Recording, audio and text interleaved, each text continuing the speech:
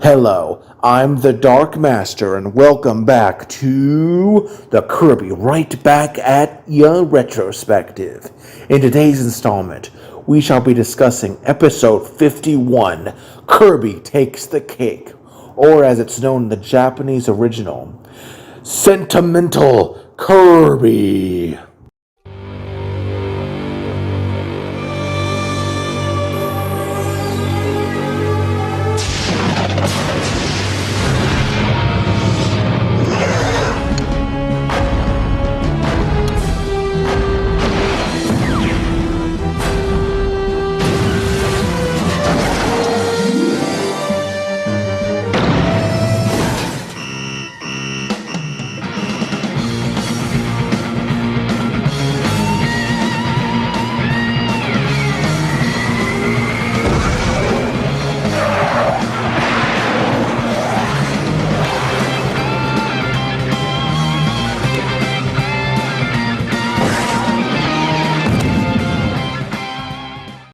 This episode was released originally in Japan on October 5th, 2002 as the 51st episode, whereas in the English dub, handled by the infamous 4Kids, it was released on October 4th, 2003 as the 49th episode. This episode's change in release date was likely due to the changes with the release dates of other episodes, as opposed to anything to do with the episode itself, which is kind of a shame, as we'll see in a little bit. Also, this is the final episode of Season 2, so we're another milestone there in that regard, which is neat to see. It also marks the first year anniversary of the show's debut in Japan, which is again why the change in release dates is a bit sad, but For some reason, the Nintendo Anime Channel lists this as the final episode in the entire series, which is just kind of funny, but no, it's not.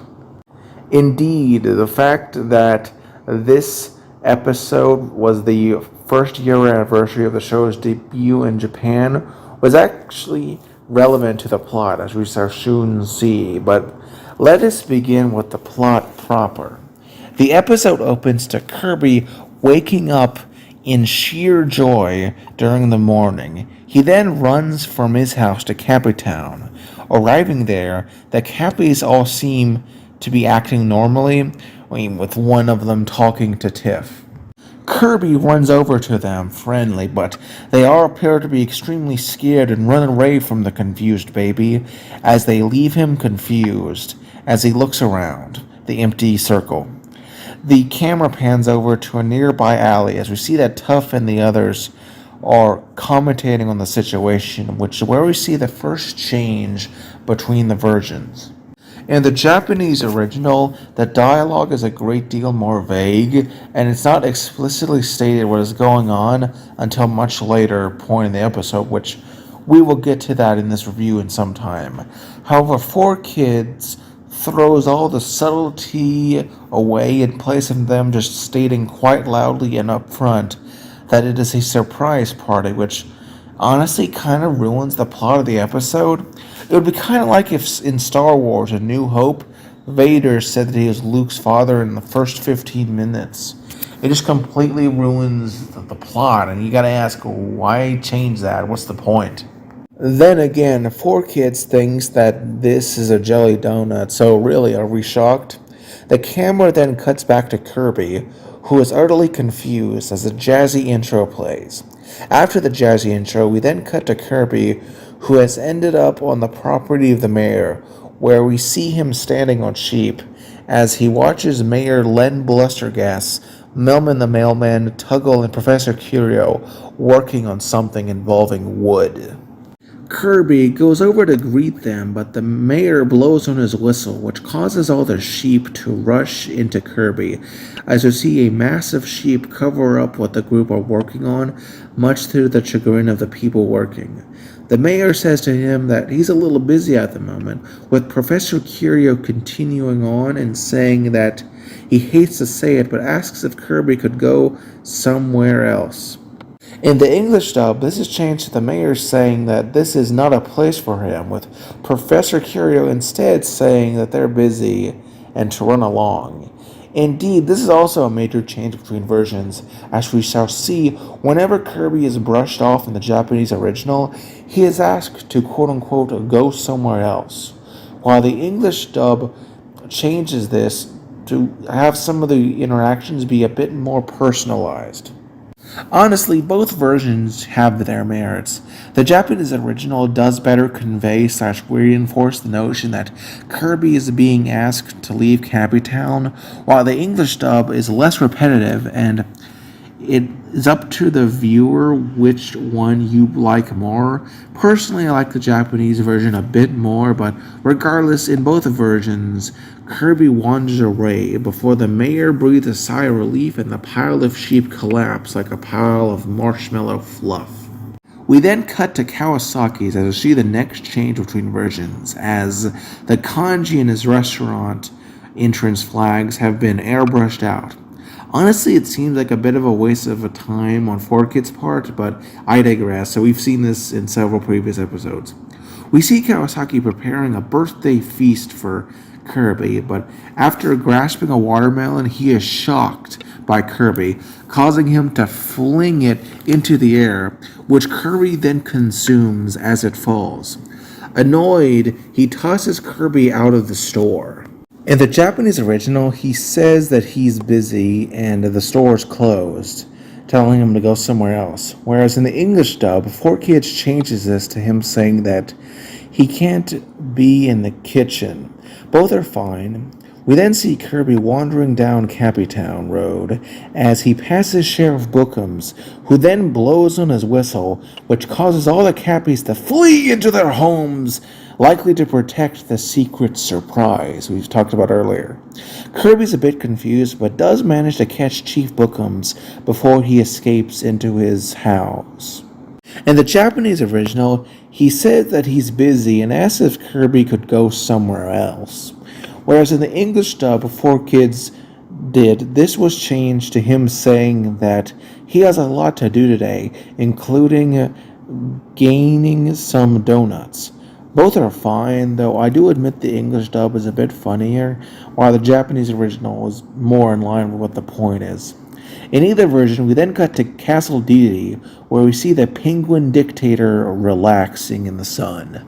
We see Escargoon run in, trying to tell the king something. Interestingly, in the English dub, 4Kids saw it fit to have him complain about hurting his nose when he runs into something, which makes no sense since, well, Escargoon has no nose. But not that big of a problem, though admittedly in the Japanese original there was no issue as he didn't mention a nose. The king asks his Moleskine servant what the deal is and tells him to quiet down as he's trying to nap. However, he changes his tune when Escargoon explains to him that the Cappies are planning something. We then cut back to Cappytown as we see Iroh, Spikehead, and some other Cappies are carrying gunpowder to a shack. The camera pans and it is revealed that the king and Escargoon are spying on them. Escargoon says that they're stockpiling weapons, and in the English dub, the King Dedede says that they're making weapons of destruction. This is a reference to the then President George W. Bush, who said that about a certain country that, well, didn't quite end well for all involved. We then cut back to the mayor's land as we see the king and Escargoon are spying on the mayor, hiding by the sheep. We then cut to the police station as we see the sheriff's wife, the mayor's wife, and Mabel working alongside a bunch of children, working on some clothes-related stuff. The king and Escargoon spy through the window, disguised as houseplants. We then cut to Kawasaki, who is busy cooking up a meal for the celebration. The king says that they must be cooking something up for this celebration, which is a frankly obvious observation. Escargoon wonders what kind of celebration it would be, since they are definitely not celebrating either his or the king's birthday, given their less than stellar reputation. The king and him then come to the conclusion that they must be planning a revolution, and the two escape back to the castle. We then cut to Tiff's family's room, where we see her and some of the Cappy kids doing actions of the arts and crafts variety, which the two goobers are almost caught by Tiff, though they manage to duck away in time. Tiff asks her brother if it feels like somebody's watching them. Her brother asks who'd watch them, unaware of how correct his sister is. We then cut to the throne room as the king complains to Escargoon how ungrateful they are being for trying to undermine the Dedede dynasty, with Escargoon agreeing, saying after all he's done for them, it's insane that they would do so. The king says he'll make them pay for that. While a bit hesitant, Escargoon says he hopes the king is not wrong in his decision.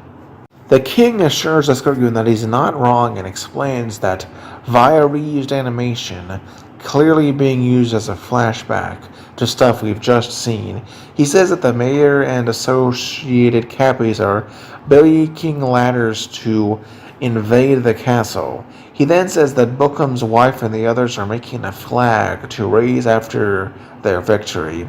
And Escargoon then asks with incredulity at what those brats are doing with their arts and crafts. The king then says that they're making a ball to drop after they succeed with their revolution. The sniveling snail asks what the food is for that Kawasaki is cooking up, and the king says that it's quite obviously a feast for when they overthrow the king. Escargoon, in fear for his life, asks what they're going to do, and the king says that he must remain calm. However, Escargoon says something that would be very obvious, pointing out the many flaws of the king that may have caused to this, much to the Dedede's annoyance as he pulls out his hammer. He slams it down upon the snail's head before he pushes a button and calls up the enemy sales guy, while Escargoon snivels in pain on the floor. The sales guy politely greets the king, who then asks for the strongest monster they got, which takes aback the sales guy. But the king explains that he's under threat from a coup.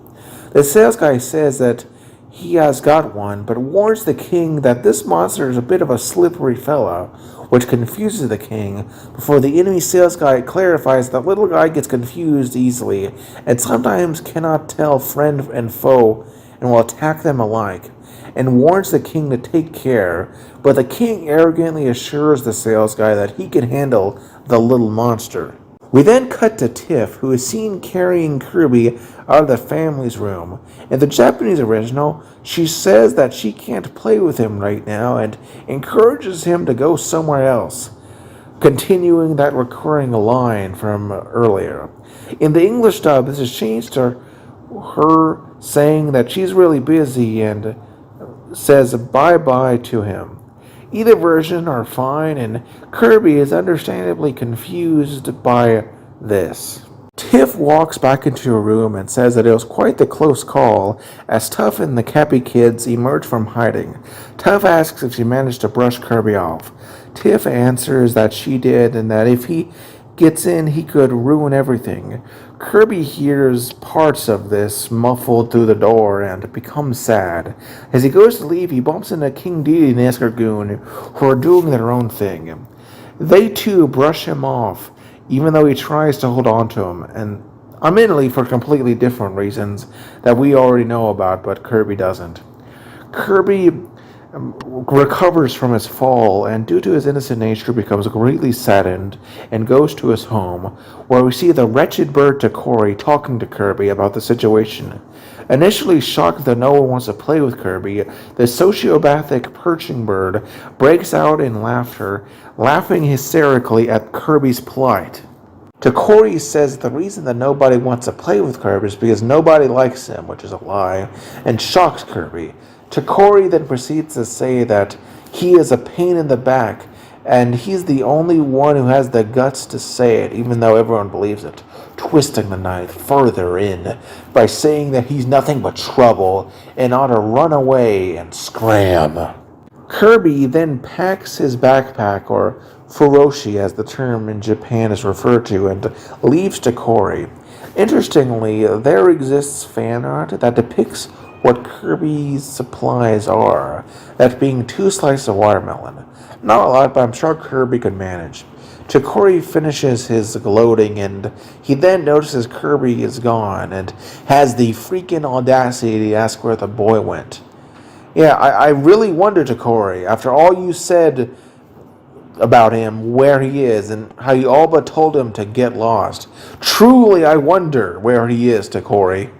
Kirby, leaving, looks back at Dreamland as he has a flashback to all that he's experienced in that episode. It started with the King Dedede telling him to get lost. We then see Tiff telling him to go away, and then we see a memory of the terrible Bortakuri that we just saw, and it's just, as we see Kirby walking down the country road to Caboose Valley.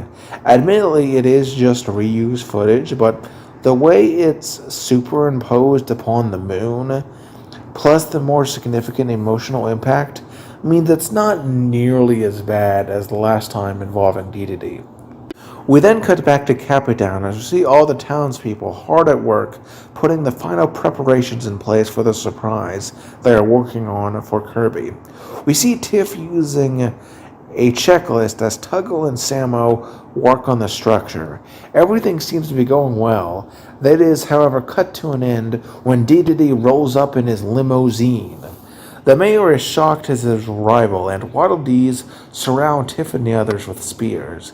The king then destroys private property with his hammer. He and Escargoon stomp on it as Tiff is appalled at their actions. Escargoon then orders the Waddle Dees, which are all wearing cute little fire marshal helmets, spray water on all the group's hard work. The king and Escargoon say that their little rebellion is through, with Escargoon pinning the blame on Tiff as the subversive leader of the supposed rebellion. The king lectures Tiff and the others on how they won't be getting rid of him that easily, and that the revolution is over. The confused Cappies and Tiff talk amongst themselves as they are very confused before they begin laughing at the foolish king. The king demands to know why they are laughing at him. Tiff explains that he's far off base, as her brother explains that they're planning a party. In the Japanese original, this is where the whole surprise is revealed. As I mentioned earlier, the English dub kind of ruined things in regard to the surprise due to the earlier change in the intro scene, and sadly, the scene doesn't have quite the same impact, especially in the English dub, and it's just sad, really. Tiff then explains that they didn't tell him, as he would have ruined the surprise. But now that everything is ruined, the mayor says they probably should have told him about it. Escargoon tells the king he's got to say something and make up for this mistake. And the king, after a bit of hesitation, says that he is just messing around and pulling their leg. Tiff, however, calls him out, saying that if he really knew about this whole thing, then why they were doing this, then why did he destroy everything they were working on? With Tuff demanding he answer that very obvious question. Mabel says that they worked for days on these preparations, while Hannah, the mayor's wife, calls him out for not even bringing a present. The king, however, laughs at this, denies being a party pooper, and promises to bring the best present ever. He and his army then leave and flee back to the castle, leaving the Cappies to clean up his massive mess. Hannah points out how everything is now drenched. Buttercup, Bookham's wife, says that maybe they should postpone the birthday to a later day. And Tiff sighs and wonders aloud where Kirby is. We then cut to Kirby's house to see her shocked as Chikori explains that he ran away. She then asks, to his chagrin, why he ran away. Chikori then explains the nastiness that he told Kirby about. Tiff is appalled at how he could say such things, to which Chikori pathetically tries to defend himself by asking why they didn't play with the boy. Tuff says that is a surprise, and Tiff grabs the wretched bird and asks if that's the truth. The screeching pigeon says yes, and so she forces him to go look for Kirby, and the horrible bird goes off to look for him as Tiff laments Kirby being all alone. Tough tries to assure his sister that Kirby will be okay, as he'll come home, likely when he gets hungry. We then cut to Kaboo Valley, where we see Kirby saying goodbye to the mighty Kaboo. But as he turns to leave, Kaboo tells him to wait, sensing that he is troubled and his heart filled with sorrow. He points out how it's been 1 year since his arrival in Dreamland, and he has then experienced some flashback moments from previous episodes. Kirby's flashback include him arriving/crashing into the planet, meeting the others, going to Wispy Woods, the dog doll that he was playing with, playing in the junk, getting the medal in scare tactics, and then snowboarding down a hill during the events of Dedede's snow job. In the Japanese original, it's a bit longer with some additional scenes of Kirby interacting with Tiff and the others. The additional scenes only further enhance the relationship Kirby has, and frankly I wish they were remained in place in the English dub, because their removal just only serves to weaken this thing. Regardless, in both versions, Kirby cries and then goes to leave, but Meta Knight shows up and asks what he's doing out here, as it's dangerous to be out alone here at night. We then see Takori suddenly arrive into view, as he says that everyone is looking for Kirby. Specifically, he refers to Tiff as Kirby's girlfriend, which, Takori, that's kinda creepy, Mr. Bird. But at least he's trying to make amends, and Kirby forgives him utterly, and then heads back to Caputown. Meta Knight watches him go and comments on how it has already been a year and how time flies so much. We then cut to the throne and seeing the king ordering a large cake, and frankly, it just looks absolutely delicious. I want to eat that cake. Kirby returns to his home but sees the lights are out. Thinking about this, he gets dejected before he enters and is given a shock as various people give him a surprise party. As you see Tiff, Tuff, the Cappy Kids, and even Kawasaki are there to greet him, as well as Falala and Falala. Tiff then shows Kirby to a massive feast to see everyone is there, with the animal friends, all the various town folk. Heck, even Dinah Blade flies by to say hello. Tiff then explains to Kirby why they were ignoring him so that the surprise wouldn't be ruined. Kirby's, of course, utterly forgiving, as we see a party ball that has a string that Kirby then pulls on to reveal the banner celebrating his first year anniversary of being on Dreamland. It's beautiful. Sadly, the joy is cut short, however, by the arrival of King Dedede in his evil limousine. This shocks the crowd with his headlight. The king gloats and says he'd bring a present as he delivers a large box. This confuses the others, and Escargoon tells Kirby to pull the ribbon for a sweet surprise, and Kirby does so, to reveal a massive cake. Kawasaki compliments the king's skill at cake making, while Samuel the bartender says it's surprisingly generous for the guy to do this to Kirby. Heck, everyone is in such a good mood. Escargoon even manages to make a fat joke about the king without suffering pain. Kirby is of course delighted and digs into the cake, enjoying it, and everyone seems happy at this whole affair until suddenly the cake explodes, covering the king in cake and revealing the monster of the week.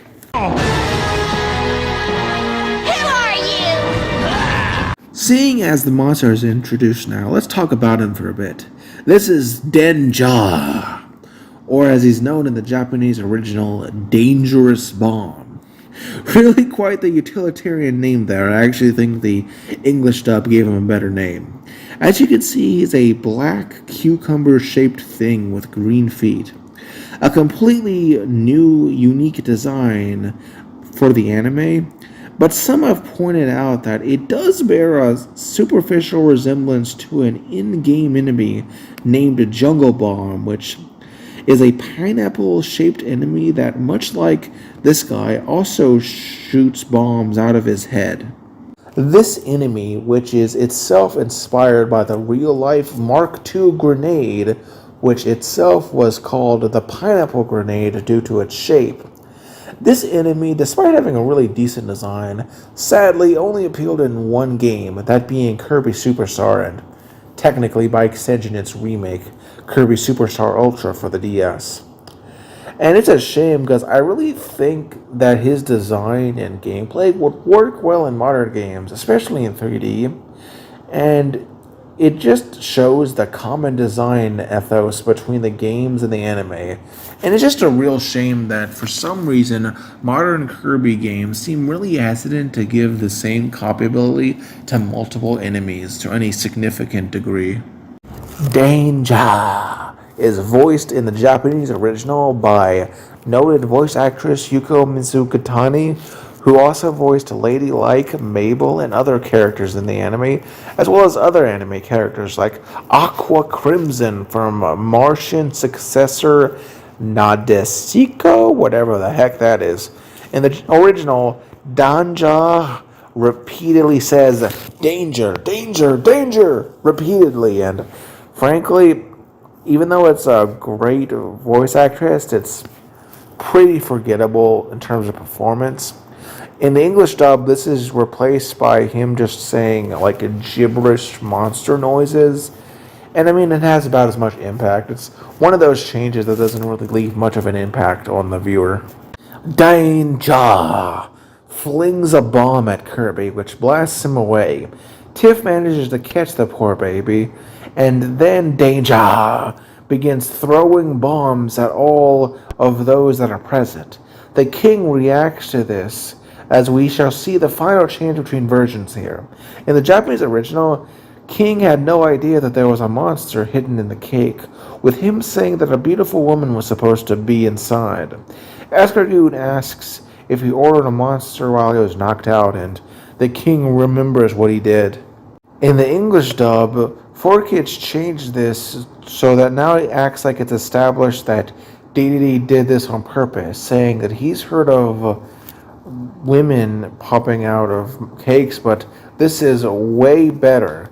Askargoon says that he hopes the monster bombs Kirby and not them, given that this little guy has a bit of an issue and concerns the king. Frankly, I think both work fine, but the English dub is just a little bit more in line with Dedede's established personality. Danger, of course, throws a bomb at the pair of numbskulls, which Tiff says serves them right, before Danger hits them with another bomb. The pair fall out of their car and retreat.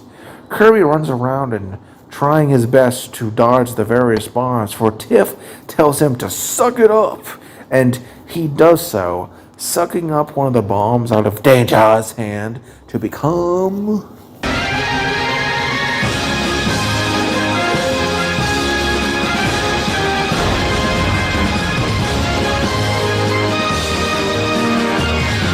Wow, we finally have a new copy ability that I can actually talk more in depth about. Bomb is an ability which first appeared in Kirby Superstar, released for the SNES in 1996. Due to this relatively recent release, Bomb, unlike a lot of earlier abilities we've talked about, has always had an ability hat. In this case, a blue Link hat, and the anime did frankly an amazing job transitioning it into the anime, as it has all of the traits and abilities of the games, where frankly for a long time it was relatively simple, you just throw a bomb. Though, unlike in the games, he can actually change the size of the bombs at will. So that's a neat little evolution that I think is pretty cool, and I wish was implemented further in the games. It is tied with Fighter as the third most common ability, appearing in 6 episodes total. Tiff says it's new, and Tuff asks what that is. Madara explains that it's Bomb Kirby, which is frankly pointing out the obvious there. Danger throws a bomb at Kirby, which Kirby managed to hit with his own bomb, and the two explode each other. Danger then tries something different and tosses a huge bomb, which Kirby confronts directly, much to Tiff's horror, and gets it to bounce right back onto the monster, who tries in vain to throw it back, but then it explodes in a massive boom, leaving behind little more than a crater with his clothes on it. Meta Knight watches Kirby standing on a tree and says that he's grown much over the past year, and Kirby eventually gets down. Tiff then congratulates Kirby and hugs him and says that they love him. Everyone cheers on as we see cameos from Nelly, Ruff, Pawn and Khan, Sword Knight, Blade Knight, and so many others that it would be impossible to list them all. The king's actions, however, have caused, ironically enough, a minor coup where we see him and Escogun are shoved into a cannon by Waddle Doo and the Waddle Dees, who then proceed to shoot him into the air as they explode, metaphorically speaking. Kirby gets into the mood by jumping in the cannon and getting a shot in the air, passing by King Dedede and Escogun as they fall to their doom. And the episode ends with him in the air as fireworks go in the background. Now that we've covered the plot, let's just talk about the episode's positives, negatives, and my final thoughts. Starting with the positives, I just want to say I really like this episode's plot.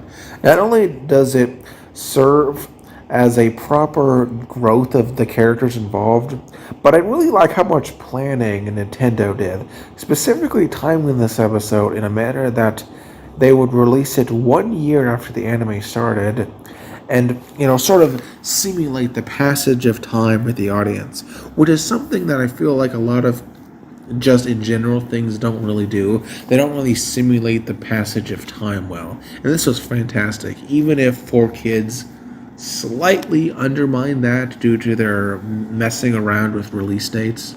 As the finale for the second season, it also works well, and it's good that they decided to do something like this for the ending. And I do consider that this season is just a tiny bit stronger than the first season, but frankly, I'll have to go back and really evaluate all the upcoming episodes and the previous ones to see if it's truly better or not. And the monster of the week, Danger, is also rather fascinating, at least while doing research for this review. And frankly, I do hope that at some point, either himself or an enemy that takes design inspirations from him does appear in the games. I think he'd be a very interesting boss fight, at least better than like Poppy Bros Sr. or whatever. And Bomb Kirby was a blast to see. I mean, it's always nice to see new abilities in the show, but the way they handled it was just absolutely perfect.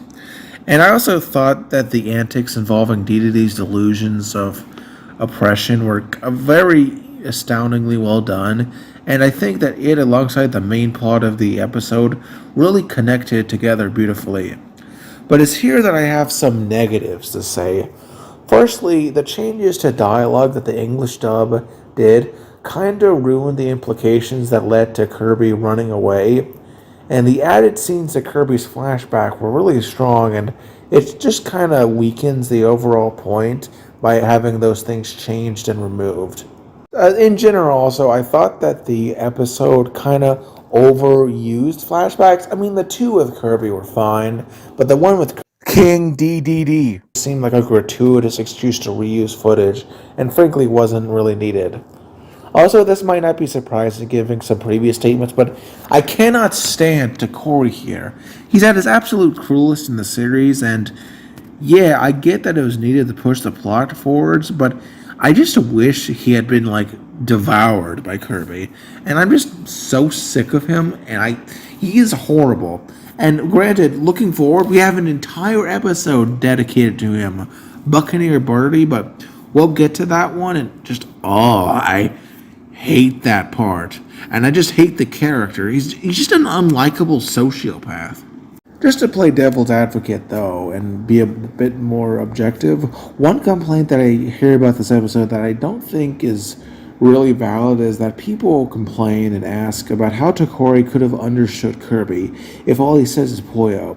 Two reasons that I think this criticism doesn't really hold much water is that I think Poyo is more for the audience sake than in universe, as the creator of the show didn't really want Kirby to talk. And second, I would say that I think, given that the two have lived with each other for about a year at this point, or literally a year, I think they understand each other, even without Kirby being able to speak properly. Either that or Takori is such a massive sociopath that he knows exactly what to say to make Kirby feel extreme pain without even understanding him, which is just, oh boy. This is frankly an amazing episode that is deserving of a watch. It not only serves as a great finale to the second season of this show, but also is just an amazing episode on its own right. Anyway, I'm the Dark Master, and join me next time on the Kirby Right Back at Ya Retrospective, where we'll be going to the series' fourth two-parter. Subscribe if you like these videos, and have a wonderful day.